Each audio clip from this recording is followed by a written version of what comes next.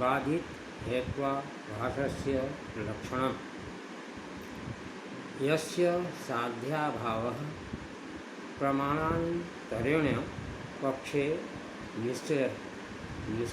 निश्चितः स्वबाधितः यथा बह्निरनुष्णो द्रव्यत्वादिति अत्रानुष्णत्वं साध्यं तत्र भावम् उष्णत्वं स्पर्शान् प्रक्षेपण गृह्यते इति बाधितत्वम् इति तर्कसंग्रह अनुमान परिच्छेदः। जिस हेतु का साध्याभाव अन्य प्रमाण से पक्ष में निश्चित है उसे बाधित कहते हैं। जैसे अग्नि उष्ण नहीं है, शीतल है, द्रव्य होने के कारण यहाँ पर अनुष्णत्व भाव है और उसका अभाव उष्णत्व और स्पर्शान प्रत्यक्ष से जाना ही जाता है। अतः उक्त हेतु बाधित हेत्वाभास से ग्रस्त है। बाधित हेत्वाभास नामक हेत्वाभास पांचवा है, उसका लक्षण बता रहे हैं कि यस्य जिस हेतु का साध्याभाव अर्थात साध्य का अभाव प्रत्यक्ष आदि दूसरे प्रमाण से निश्चित किया जाता है उसे बाधित नामक हेत्वाभास कहते हैं।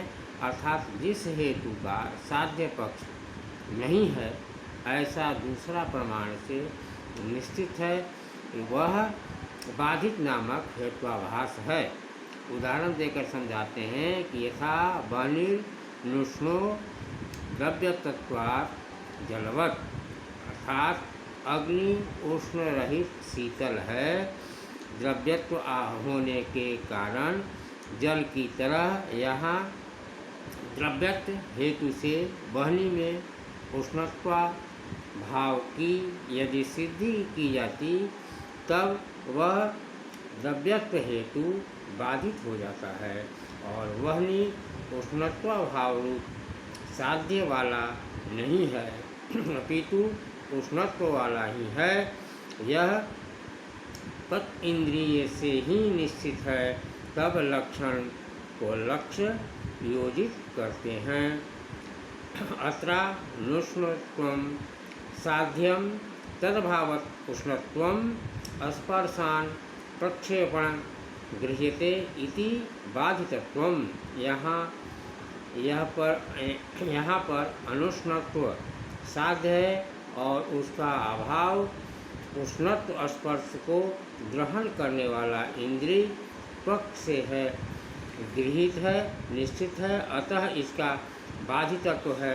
और यथाच प्रत्यक्ष प्रमाण से बहनी से में उष्णत्व के निश्चित हो जाने पर बह्निर्नुष्ण अग्नि गर्म नहीं है इस तरह का अनुमान बन ही नहीं पाता। इस हेत्वाभास का फल है कि ग्राह्य भाव के निश्चितत्व से साक्षात अनुमिति का प्रतिबंध होना। अनुमिति विषयक ज्ञात विषय से अज्ञात पदार्थ का ज्ञान ही अनुमिति है। जैसे कि पर्वत में धूम को देखकर वहाँ पर जो वहनी की सत्ता निश्चित की जाती है उसे अनुमिति कहते हैं।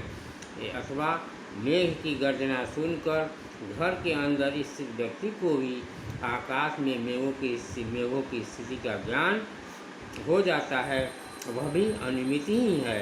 अनुमिति में पक्ष, साध्य, हेतु और दृष्टांत इन चारों का ज्ञान अत्यावश्यक है। यहाँ किसी वस्तु विशेष की इच्छा की जाती है वह पक्ष होता है। जैसे कि पर्वत में बहनी साधन की इच्छा होने पर बहनी की अनुमति की जाती है तो पर्वत ही पक्ष होता है। साधनेच्छा विषय होता है वह जो साध्य कहलाता है। जैसे कि वहनी वहाँ पर साध्य है, उस वहनी का धूम रूप लिंग हेतु से सिद्ध की इच्छा के विषय में होने के कारण जिसका ज्ञान व्याप्तिक ज्ञान साध्य की अनुमिति की को उत्पन्न करता है उसे हेतु कहते हैं।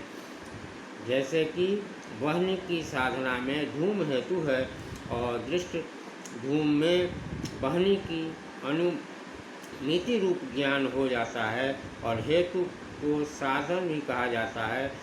साध्य की व्याप्ति साधन पर आश्रित है, अतः हेतु साध्य व्याप्ति विशिष्ट कहलाता है और इस तरह अनुमिति ज्ञान से पूर्व साध्य व्याप्ति विशिष्ट हेतु है और ऐसे ज्ञान अत्यावश्यक है।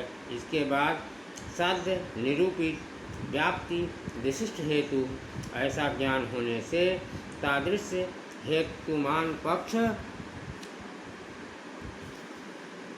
अर्थात तादृश्य हेतु वाला पक्ष है, ऐसा ज्ञान ही परामर्श कहलाता है। और इस प्रकार अनुमिति में व्याप्त ज्ञान कारण है और परामर्श व्यापार है और अनुमिति फल है। जहाँ जहाँ पर हेतु होता है वहाँ वहाँ साध्य रहता है।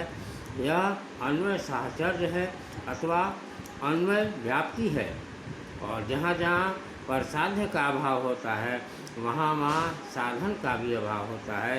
यह व्यतिरेक साहचर्य है और व्यतिरेक व्याप्ति है और इस तरह दो प्रकार की व्याप्ति समझनी चाहिए। ये तर्क संग्रह की अनुमान परिच्छेद अब पूर्ण हुआ।